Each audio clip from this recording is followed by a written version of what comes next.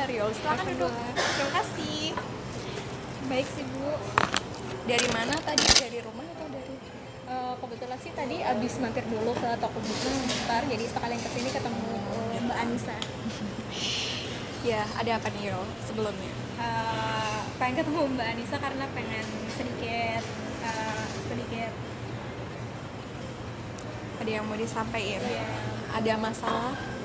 ya sih kayak ada yang mengganjal atau ada kekhawatiran aja sih di diri aku Mbak Anissa gitu. Jadi pengen sharing-sharing ya. Tapi sebelumnya Yuli udah pernah konseling sebelumnya? Belum, ini justru pertama kali kalinya ya. Jadi di sini saya jelasin dulu kalau konseling ini sifatnya membantu ya permasalahan kamu, tapi nanti segala keputusan ini kita kembalikan lagi ke kamunya gitu. Oke. Dan Yuli juga nggak perlu khawatir karena nanti apa yang Yuli ungkapkan nantinya itu nggak perlu khawatir bakal tersebar luaskan karena hanya saya dan kamu yang tahu. Ya mungkin bisa dimulai ya, apa yang mau di sharing, Iya sih, apa Bu. yang dipikirin, ya yang mengganjal apa. Sekarang sih kayak lagi bimbang atau memang ada beberapa yang dikhawatirkan karena aku kan ya insya Allah ya Bu 3 bulan ke depan saya akan menikah. Oh ya? Rencananya seperti itu. Tapi kenapa ya Bu semakin dekat di hari pernikahan kita sama pasangan itu kayak semakin banyak kekhawatiran yang muncul, apalagi kan sekarang di lingkungan saya, bukan lagi di lingkungan ini, di dalam keluarga saya aja banyak yang mengalami gagal pernikahan, entah itu gagal pernikahannya itu tentang finansial kah, atau memang dari satu sama lainnya kayak masih belum saling mengerti, atau memang keduanya masih belum dewasa, masih kekanak-kanakan. Itu sih yang dikhawatirkan Mbak Nisa gitu. Tapi sebelumnya Yuli sama calonnya ini udah berapa lama kenal? Lumayan sih, 1,5 tahun kita udah jalan bareng. Sebelum pacaran ya? Iya, sebelum kita memutuskan untuk menikah kita udah jalan bareng 1,5 tahun. Oh berarti itu proses pacarannya 1,5. Iya, bisa dibilang kayak gitu sih. Tapi sebelumnya dikenalin sama orang lain atau emang kenal sendiri alurnya? Awalnya emang kenal sendiri karena memang kan sebelumnya dia itu kayak teman satu kelas saya pas saya kuliah gitu Mbak Nisa. Jadi cinlok ya? Ya bisa dibilang kayak gitu. Cuma kayak kemarin tuh kayak kita jalan bareng tuh kayak klop aja, kayak oke, happy aja, makanya kita Nyaman ya? nyaman aja, makanya kita memutuskan untuk oke deh kita nikah. Tapi setelah menuju hari pernikahan itu kayak kok banyak banget keraguan, apalagi pas ngobrol sama dia tuh tiba-tiba jadi nggak nyambung. Terus pas kita lagi sharing-sharing, aku pengen sharing sama dia tapi dianya itu kayak nggak mau dengerin sharingnya aku, kayak yaudah deh terserah kamu. Jadi pasangan saya tuh terlalu pasrah sama kehidupan aku dan Terlalu cuek? ya bisa bilang kayak gitu. Jadi kayak dia tuh tidak mengerti saya, tapi saya dituntut untuk mengerti dia. Jadi kan kayak oke, kok jadi capek ya kita sendiri mulu yang berjuang, kok kamu nggak mau berjuang buat saya. Kayak oke, dari keraguan mulai dari situ. Kemudian yang kedua itu dari segi finansial. Sejauh ini saya tidak pernah mempermasalahkan yang namanya finansial, mau lu penghasilannya berapa, mau kamu tuh ngasihnya saya tuh berapa, it's okay.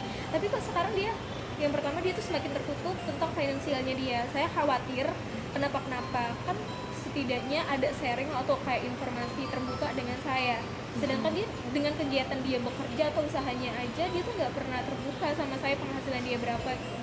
Oke, mungkin karena belum menikah jadi kayak masih ini privasi. Oke, saya ngerti ini privasi, tapi kan kita mau menikah. Kalau misalnya kita tidak tahu segala-galanya, kita juga nanti kedepannya mau gimana gitu loh. Itu aja sih kayak kok jadi kayak gini, kok nggak sesuai dengan apa yang saya harapkan ketika kita mau menikah gitu loh. Tapi Yuli kan pacaran 1,5 tahun ya? Iya. Seharusnya 1,5 tahun itu kan bukan waktu yang cuma sebentar ya, pastinya kan lama. Kalian juga pastinya udah komunikasi dan seharusnya itu kan udah mengenal lah satu sama lain, kayak pasangan kamu itu waktanya seperti ini loh, kamu waktanya seperti ini. Harusnya kan sudah saling mengenal ya. Nah selama kamu pacaran itu 1,5 tahun, kamu sudah mengetahui nggak sebelumnya kalau emang watak pacar kamu itu seperti itu? Sebelumnya dia itu sangat baik, tapi ketika kita memutuskan untuk menikah dia berubah.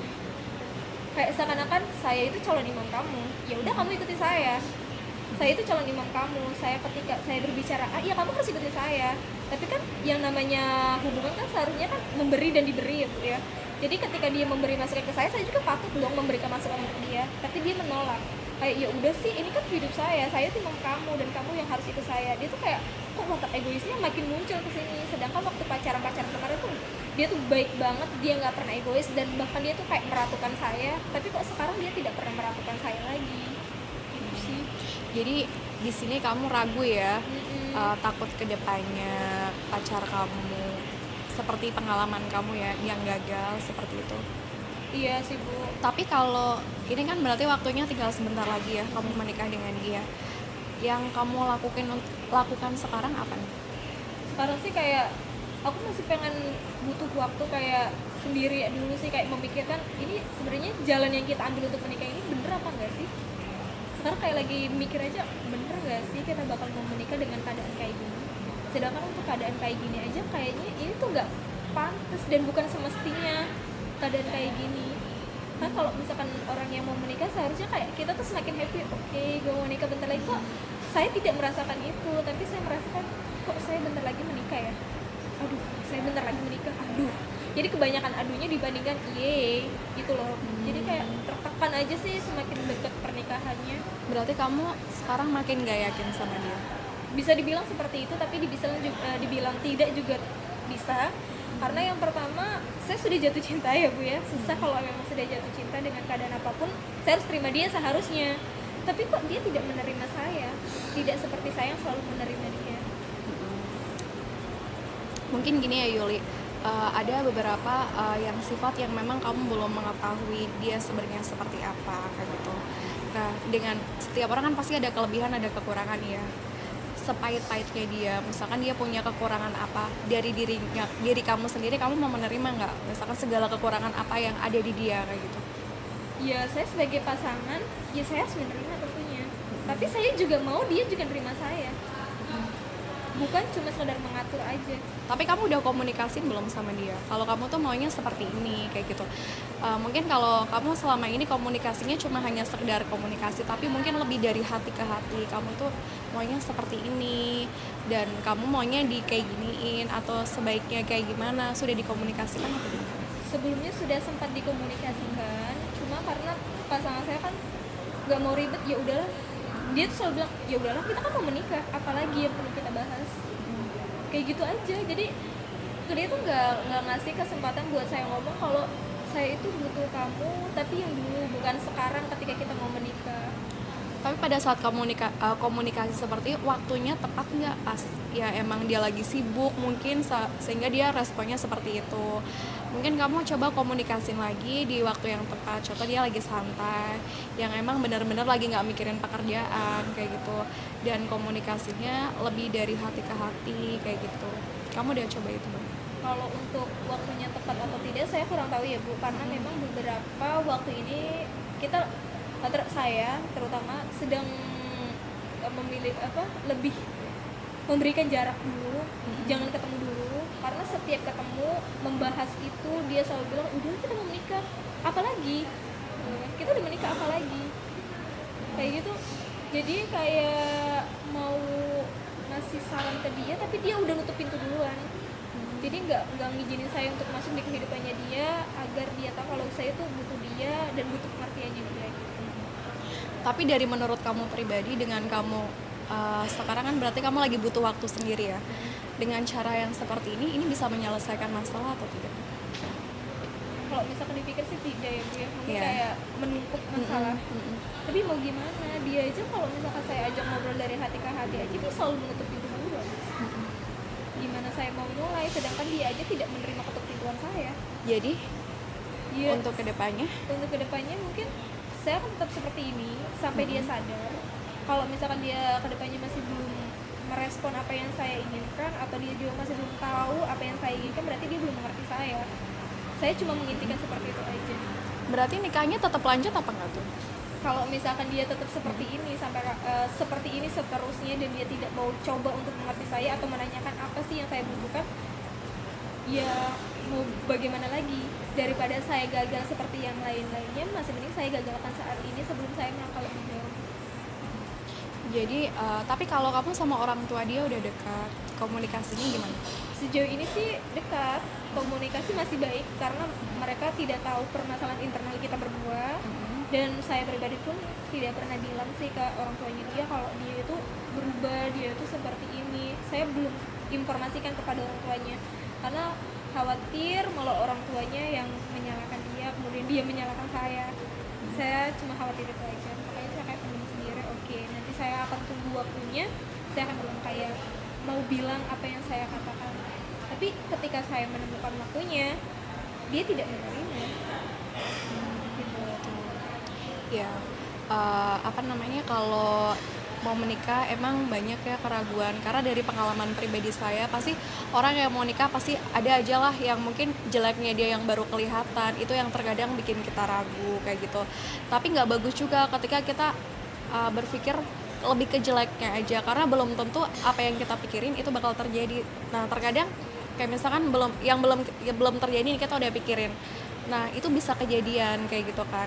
Kalau saran saya, kamu jangan terlalu mikir sejauh itu, mungkin lebih dikomunikasin lagi untuk kedepannya. Kalau emang masih bisa diomongin baik-baik, ya diselesaikan untuk starting juga kayak gitu, supaya nanti kedepannya juga kan pernikahan kamu tinggal sebentar lagi ya, hitungan berapa bulan lagi, berapa? 3 bulan. 3 bulan lagi. Ini kan sudah berjalan waktunya 3 bulan. Pastinya kalau misalkan orang tua kan kalau udah kesini kan dia makin gimana ya, tergebu-gebu kayak misalkan anak saya udah mau menikah kayak gitu. Tapi ternyata dari kalian sendiri masih ada masalah, takutnya berimpact ke orang tuanya seperti itu.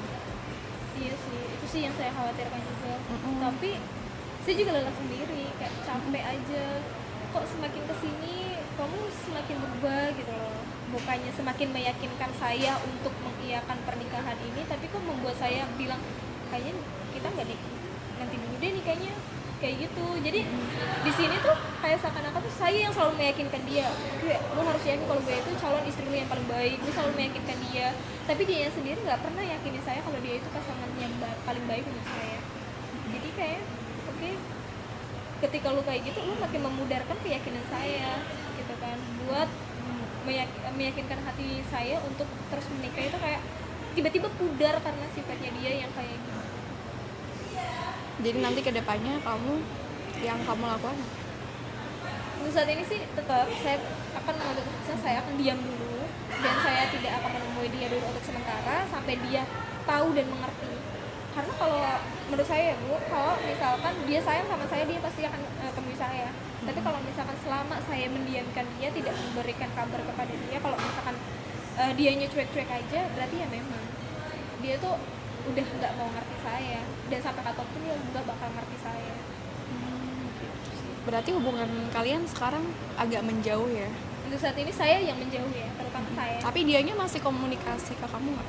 Sejauh ini sih dia seperti biasa, kayak memberi kabar sih, hey iya, setiap harinya pasti dia kayak oke, aku udah di kantor ya, aku udah ini ya, dia selalu bilang. Cuma gitu-gitu aja, tiap hari ya gitu-gitu aja, kayak orang pacaran, hello kita kan mau menikah, ada perubahan doang sedikit, kayak lebih perhatiannya lebih nambah kayak apa kayak ini tuh kayak semakin kayak mudar gitu. Dia cuma hanya sekedar informasi saya udah di kantor, udah selesai gitu aja. Baik. Berarti sekarang masih komunikasinya berjalan ya? Berjalan tapi tidak seintens dulu. Dan kamu mau menyelesaikan masalah ini kira-kira butuh berapa lama waktunya? Sampai saya yakin, Sampai 3 bulan? entahlah, sampai saya yakin dulu. Kalau misalkan selama 3 bulan saya masih belum yakin, saya akan bicara langsung kepada orang tuanya. Itu rencana saya ya Bu, saya akan ngomong ke orang tuanya kalau saya pengen diundur. Kalau misalkan orang tuanya tidak menerima, tidak masalah kalau misalkan memang batal. Ya, dan ya udah lelah aja sih Bu sama sikapnya dia yang kayak gitu. Dia ternyata temperamen tidak, pokoknya dia baik dulu ya, tapi sekarang dia kayak kok baiknya berbeda, kayak gitu aja sih, kayak rindu dia dulu gitu aja sih. Berarti intinya kamu di sini pengen dimengerti aja ya? Iya. Sebenarnya kalau pengen dimengerti, saya rasa ya masih bisa dikomunikasiin. Apalagi kalau pernikahan itu kan bukan cuma sekedar kayak hubungan pacaran ya, tapi lebih ke jenjang yang lebih serius, harusnya masih bisa dikomunikasi ya. Karena gini, kalau misalkan kamu semakin mengulur waktu, itu pasti banyaklah impact yang akan terjadi. Contoh nih, persiapan orang ini kan pasti udah ada undangan segala macam. Takutnya pas begitu kamu yakin pengen ngebatalin, terus orang tua tiba-tiba kecewa kayak gitu. Jadi kalau menurut saya selesain secepatnya kayak gitu. Masih bisa dikomunikasiin atau tidak? Kalau masih bisa, ya kenapa tidak? Atau kalian juga berjalan ini kan sudah cukup lama kan pacaran, butuh waktu berapa lama? 1,5 tahun. Kalau selesai begitu aja kan sayang banget kan ya. Selama itu masih bisa dikomunikasiin. Ya mungkin saya akan komunikasikan tapi tidak sekarang, karena saya masih tetap butuh waktu. Saya masih belum menerima perbuatan dia aja sih sebenarnya. Kayak saya tuh nggak terima dia berubah kayak gitu. Saya pengennya dia tuh tetap kayak yang dulu aja, tapi dia nggak mau mengerti gitu. Sabar ya Yulia. Terus sekarang gimana untuk kedepannya? Masih tetap dengan yang sama, kamu bakal diam kayak gini sampai waktu yang tidak terhingga? Mungkin saya akan mencoba untuk menemui dia kalau dia ada waktu, karena memang beberapa waktu ini tuh dia kayak nggak ngasih waktu dia sedikit pun. Tapi di kantor dia lagi sibuk-sibuknya banget atau gimana? Setahu saya sih biasa saja, tapi entah kenapa saat ini dia kayak oke, kayak gue tuh ketemu sama lu jangan sering-sering deh karena kita mau menikah juga. Kayak dia tuh kayak Mungkin dia menganggapnya mengurangi. kayak misalkan kamu pada saat komunikasi sama dia kayak nganggapnya ini bukan hal yang serius. Dari kamunya mungkin lebih ngomongnya lebih tegas kayak gitu. Kalau ini tuh untuk kedepannya loh kayak gitu. Karena kalau misalkan ini kamu abaikan, berimpactnya kedepannya seperti ini kayak gitu. Jadi kamunya lebih tegas kayak gitu. Justru itu mungkin dia terlalu menyepelekan apa yang saya omongin. Dia terlalu bilang yaudahlah gampang, yaudah gampang nanti kita bahas, yaudah gampang, tapi tidak terjadi gitu loh. Tetap aja nggak nemu waktu yang tepat. Ketika udah nemu waktu yang tepat dia selalu bilang yaudah deh nanti aja, itu mah gampang, yaudah deh nanti aja kayak gitu. Jadi kan saya juga oke, kayak kamu terlalu menyepelekan ya gitu kan. Padahal saya juga udah pernah bilang ini tuh untuk kelanjutan kita nanti ke depan, kata dia. Kelanjutan apa lagi? Dia coba-coba gitu kan. Kita kan tinggal menikah saja, tinggal menunggu waktu menikah. Setelah itu selesai kita menjadi suami istri. Dia selalu bilang seperti itu. Sedangkan kalau misalkan orang mau menikah kan banyak proses yang harus dilewati ya Bu. Atau misalkan kayak kita fitting baju kita harus bersama, kayak misalkan kita milih-milih undangan kita harus bersama, kayak kita milih tema gedungnya itu seperti apa. Sedangkan dia tuh selalu memberikan sepenuhnya itu ke saya. Oke, saya percaya sama kamu, kamu aja nyari, saya sibuk kayak gitu. Padahal ketika saya lihat aktivitasnya dia di kantor, dia nggak terlalu sibuk, dia masih tetap bisa kok kayaknya ngeluangin waktu, tapi kok nggak mau gitu loh. Untuk hal sepele aja dia nggak mau menemani saya. Gimana nanti untuk kedepannya? Dia tuh terlalu mengabaikan, terlalu menyepelekan. Ya udah, kita nikah ya udahlah, terserah kamu maunya kayak gimana, gitu aja. Kamu udah mempersiapkan semuanya dong, kayak dari baju kayak gitu?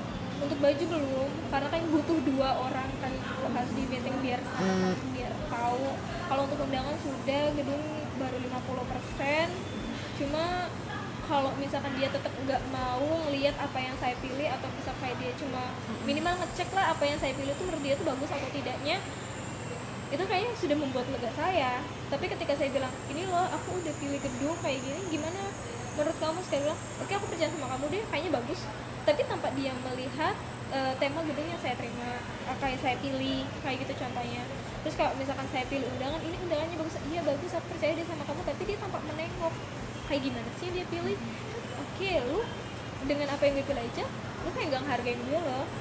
Minimal lihat lah, tengok lah gitu, bagus, oke, gue bakal terima apapun jawabannya. Maupun kok selera gedung lu jelek, gak apa-apa, yang penting dia lihat apa yang saya pilih. Sedangkan dia terlalu yaudah deh aku percaya sama kamu, yaudah deh aku percaya sama kamu, kayak kok terlalu sepenuhnya ke saya. Giliran saya sudah menunjukkan ini yang saya pilih, tapi dia tidak menghargai gitu loh.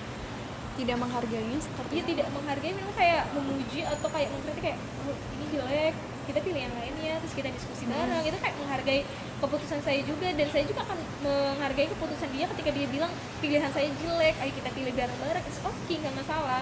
Tapi ketika dia bilang oke, saya kasih sepenuhnya ke kamu, tapi saya yang milih, saya juga butuh kritikan dong. Dikhawatirkannya ketika di hari H dia tidak cocok dengan tema yang saya pilih, misalkan tapi dia aja kayak nggak mengoreksi apa yang saya pilih itu, dia nggak mengoreksi, dia selalu bilang oke lah iya bagus, oke lah iya bagus, tapi dia nggak pernah mau melihat sedikit pun apa yang saya pilih. Itu contoh kecilnya. Lagi kalau untuk besarnya, contoh besarnya itu banyak sekali. Jadi kayak oke, kok semakin kesini kok saya nggak dihargai ya, kayak dia tuh eh, dia tuh bertumpuk pada saya kayak oke, lu aja deh, lu aja deh, lu aja deh, saya tahu beres, lu aja deh, lu aja deh. Tapi kan saya juga kayak butuh pendamping ayo untuk bareng ke sini, saya juga butuh teman buat nganter-nganter ke sini. Masa saya terus sendirian gitu loh kan. Apa kata orang gaun gitu, kalau misalkan saya fittingnya sendiri, mana jangan suaminya. Nah, saya mau jawab apa? Saya mau jawab sibuk kerja, tapi padahal dia nggak sibuk kerja. Saya berbohong. Untuk apa saya berbohong demi orang yang memang nggak bersama saya atau nggak peduli sama saya dan nggak menghargai saya gitu loh. Atau mungkin ada kemungkinan kalau dia itu emang tipikal orang yang seperti itu. Contohnya saja kalau misalkan kamu udah cari tahu nih, ternyata dia itu tipikal orang yang emang cuek kayak gitu kan. Kamu udah tahu dong. Kira-kira kamu mau nggak menerima dia dengan tipikal orang yang cuek seperti itu? Kalau misalkan dari awal dia ketemu saya, dia menunjukkan sifat cueknya dia, it's okay, itu nggak masalah gitu. Tapi di awal dia itu menunjukkan sifatnya dia itu baik dan selalu merapukan saya. Tapi kenapa ketika saya mengiyakan, dia mau mengiyakan lamarannya dia berubah. Oke, gue udah kayak seakan oke, gue udah dapet lu nih sebagai calon istri gue calon imam lu, ya udah lu harus ikut gue apapun aturannya gue. Ketika gue nyuruh lu, ya lu harus lakuin. Ketika gue ngomong ayo lu harus lakuin, kan gue calon imam lu. Nggak kayak dulu saling melengkapi, kayak aku nggak suka kamu, oke, aku nggak suka kamu, oke. Jadi masukan ke masukan, itu saling menghargai masukan. Tapi ketika saya mengiyakan lamarannya dia, itu sebenarnya berubah. Dia nggak pernah mengiyakan apa yang saya katakan, tapi saya diwajibkan untuk mengiyakan apa yang dia katakan. Gitu. Tapi kan kalau itu udah terjadi lah ya. Tapi kalau misalkan suatu saat nanti tiba-tiba kamu mengetahui dia emang dia wataknya seperti itu, kira-kira kamu mau menerima nggak? Oke, kalau dari awal dia menunjukkan kayak gitu, ya saya akan terima. Nggak dari awal, kan ini udah terjadi. Kalau yang awal-awal kan udah terjadi nih, tapi pas nanti berjalannya waktu kamu cari tahu dong kalau dia tuh seperti apa kayak gitu. Ternyata emang dari misalkan diinformasi dari keluarganya kalau dia tuh orangnya seperti ini, emang dia cuek kayak gitu. Kira-kira kamu mau menerima nggak, tetap lanjut atau nggak? Ya kalau memang keterangan dari keluarganya seperti itu, saya akan coba mengerti. Saya akan coba mengerti seberat apapun saya untuk mengerti dia, saya akan tetap mengerti, coba untuk mengerti. Tapi saya juga ingin dapat feedback dulu dari dia. Ketika saya mengerti, ya saya juga perlu di ngertiin gitu loh. Kan dia udah tahu sifat saya, seharusnya dia tahu bagaimana cara memperlakukan saya itu seperti apa. Ketika saya harus beradaptasi dengan sifatnya dia, it's okay, saya mampu. Tapi kok kenapa dia tidak mempertahankan sikapnya dia kepada saya seperti dulu? Padahal sifatnya gini-gini aja, nggak berubah kayak dia gitu ya.